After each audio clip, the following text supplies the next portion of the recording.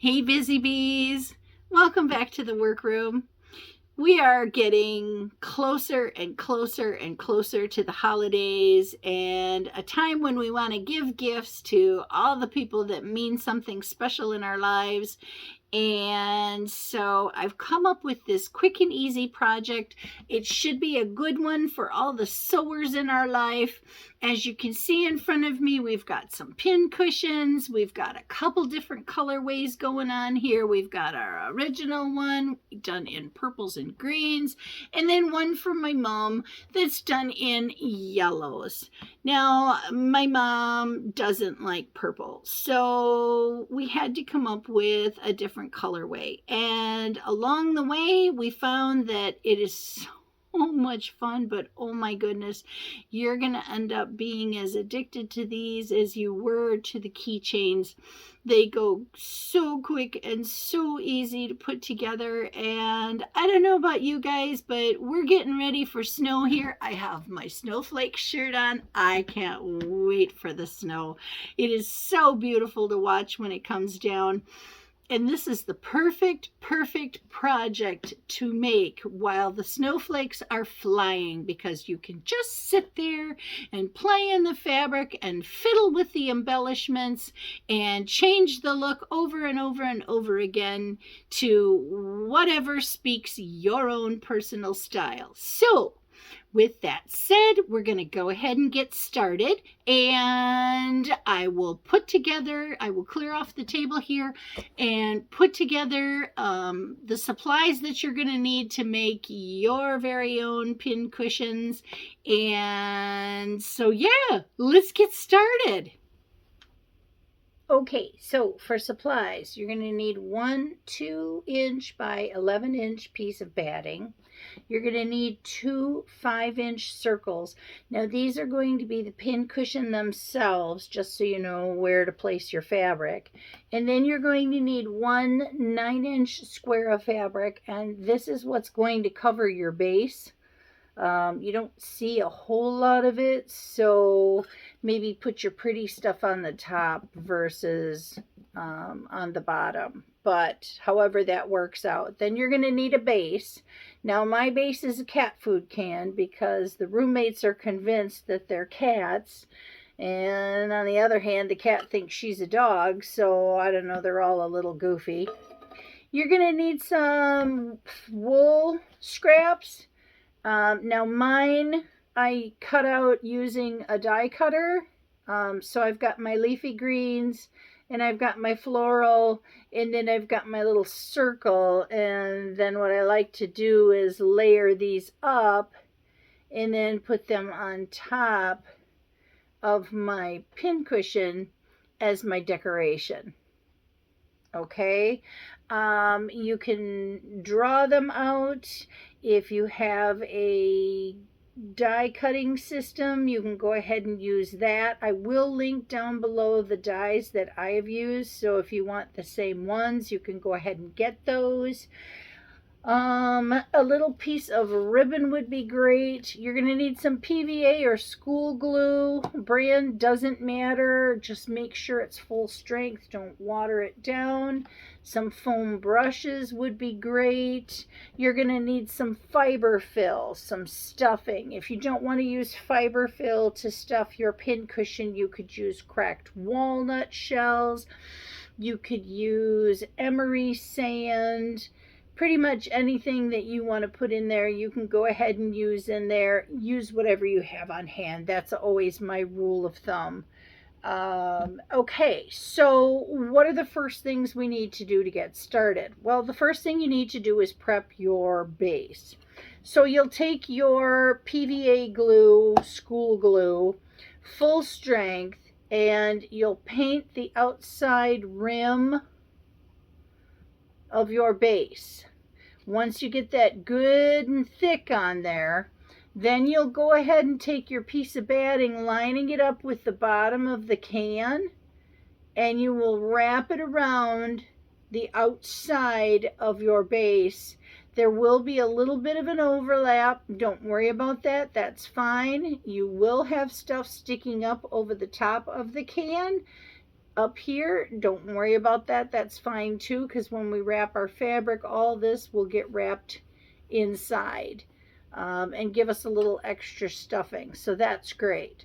So once you have this attached to your base, you might want to set it aside and let it firm up a little bit. And then when it's ready, you're going to go ahead with your glue and coat the bottom of your can. Really coat it good. And then coat your batting, the outside of your batting, with your PVA school glue. Coat it really, really well. You want it to be good and tacky. Then from there, what you're going to do with your 9-inch square, you're going to place that right side down and put the gluey side of the bottom of the can right in the center of your square. And then you're going to start to draw up your sides. Now remember, the batting is tacky with glue, so when you pull the fabric up, it's going to stick into place. You want to continue to bring it up all the way around, but you need to know that there's going to be some pleating that's going to occur as you're pulling up your fabric. Now, I don't know how much of this you can see, but you are going to have pleats in your fabric all the way around the can as you're drawing the fabric up. Don't worry about that. You have an opportunity, because we're using the PVA glue and not a hot glue or a glue gun or that type of glue. You have time to go ahead and adjust your fabric so that it's laying just the way that you want it to lay. And no, there's no easy way to do this. And no, see, when you do the 4 corners, you end up with big pokey pockets. So that doesn't work either. So you're better off just to pull one side up and keep pulling it up as you go along and pleating as you go along until you get the look that you think you might want to have. And it'll work so much better because it'll be nice and sticky and full of glue, and it'll work wonderful. Then when you have everything on your can the way that you want it, and you've got your pleats tucked in and everything looks good the way that you want it, you're going to want to tip it upside down so that the bottom is up, and you want to let that dry and let it dry good. And once this is dry, then we can come back to that. So while this is drying, then the next thing we're going to do is prepare our cushion. So you're going to need your 2 5-inch squares, and you're going to place them right sides together, and you're going to sew 1/4 inch all the way around your circle, leaving a 1-inch or bigger opening so that you can turn it inside out, and then so you can stuff it with your fiber fill or your walnut shells or whatever you've chosen as your stuffing. So what you need to do at this point then is go ahead and sew your 1/4 inch all the way around. And with the magic television, I have that done right here. So once you have that done, then we need to turn it right side out. And what I like to do is roll the side halfway through my opening. Can you see that? This is my opening right from here to here. And I'm going to roll my fabric until it's halfway with the opening. Then what I'm going to do is open up the center, pull it down over the top of the part that I've just rolled, stuffing it in as I go, and voila! Super, super easy and simple to get that done. Now, you are going to want to take a pencil, your finger, a point turner, something, and go along the seam line inside and just kind of run your If you're using your finger, run your nail along the seam to kind of poke out that edge so that you can get your circle going. And then once you have it turned right side out, it's time to put in your filling. Now I'm using fiber fill because that's what I had on hand. But again, you can put in there anything that you want to. So use what you have on hand or order what you think you might like to try. And if you're using fiber fill, you're just going to keep poking that stuff in there until you get it to the fullness or thickness that you like. So I think we'll do a little shifting, but I think that's pretty good. No, that's pretty, I'm going to need just a little bit more. So I'll take this little piece here and we'll poke that in there because I'd like it to be nice and full when it's done. Makes it easier to stitch the opening closed when it's nice and plump. There. Okay. Oh, that's perfect. I love that. Can you see that? That's going to work out really well. Okay, so then the next thing that we have to do is on this opening, we have to fold under this edge here and then fold under the edge on the opposite side so that both of our edges are tucked under. And then we need to bring those together and either slip stitch them shut or use a blind hem stitch or whichever stitch you choose, but you want to make sure that that opening is then closed so that you have one complete circle all the way finished with everything closed. Okay, so we're just going to pretend mine's closed for right now. Then when you have that done, then what we're going to do is we're going to take our leafy green base and we're going to take our PVA glue and we're going to glue the center, a circle in the center of our leafy greens, and we're going to stick that to the top of our pin cushion. We want the petals to be free so that when we stuff them into the can, they can have a little movement. It'll look nicer once we join this with our can. Then take your petal portion and your PVA glue, and again, repeat, do the same thing. You're going to fill the center circle with glue, and then you're going to place that on top of your leafy greens in whatever arrangement or manner that's pleasing to you. Then we're going to do the same thing one more time with our circle, only this time you can glue the whole circle if you want to. We don't really need any portion of that to be up. If you don't want to glue the layers together, you're more than welcome to stitch them down, do some hand embroidery, whatever is your personal aesthetic will look fantastic on there. Once you have this glued on, then you're going to go ahead and set this aside, and you're going to let this piece dry and then let your can piece dry, and when those are all dry, then we'll come back here and we'll put those together. Alrighty, I think our pieces and parts are pretty much dry enough that we can continue. Everything looks pretty good. What I'm going to do now is glue on my little tag. It says it took forever to make, so you better love it. It fits me. I love it.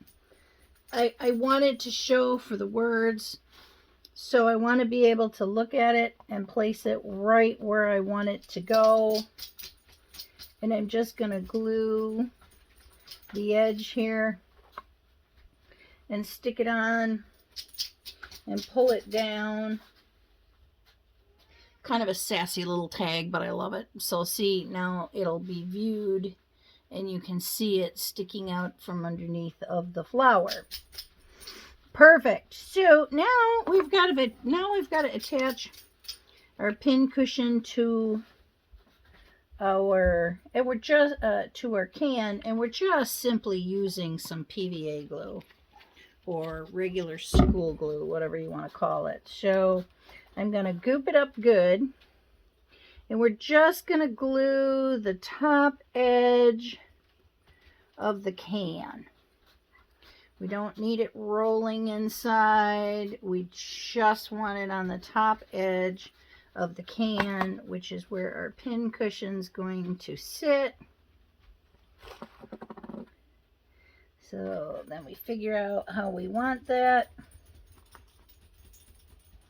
And we squish that bad boy right on top of there. See how that works?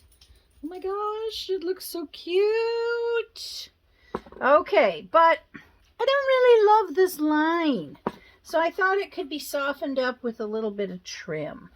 So you're going to have to add that to your supply list, because as we go along, you know, I like to tweak things and find things. But don't you think that makes it a little better? I do. So for me, I'm going to put it on. For you, if you want to, yes. If you don't worry about it. At that point, your pin cushion is pretty much done. Because from here, it's just a matter of embellishments. Whatever you want to stick on top of it, put it on it to make it look cute and country. Oh, this is sloppy when you glue the ribbon. So make sure you get her where you want her. Because, oh, is it sloppy. But, you know, the good thing about Elmer's glue is it dries clear. And so it'll be lovely when it's done. And my mom, she loves me no matter what. So, okay, there is our ribbon. It's glued on. We have our little tag. Everybody else is glued on. Now let this dry a good 2 or 3 days before you give it away, because you really want it to dry. And like I said, my only embellishment was this Scrabble wood block that I found. And so I glued it up really good. I stuck it on top to hide that little boo-boo. I found these cute little bee pins. I thought that would be so sweet. Stick a little bee pin in there, and there you go, gang. It's all set and ready to give to your special someone. See how quick and simple and easy that went? Okay, so now you get to see the finished product, and you get to see it next to our original one, which was done in purples. And there's the yellow one from my mom. She's probably going to have to get this early because she watches my videos, and I would hate for her to see her present before she ever got it. So I'll have to make a special trip to go and see her before we publish this video. But that's okay. Who can wait for Christmas anyway? I can never wait. I can't wait to give people things because I love to see the smiles on their face. And hey, this was quick and simple and easy to make, and so I hope you make a bunch and spread around the joy to all the people in your world. I really want to thank you for stopping in today and watching this video. Please, if you like the video, hit the like button. If you haven't subscribed, please subscribe to our channel. And remember, if there's anything that you're looking for that you don't have, check the listings down below. We'll put a link to everything that we use so that you can find it and keep your creative mojo just a-rolling along. That's what I have for this week. Thanks again for stopping by. Happy stitching, everybody.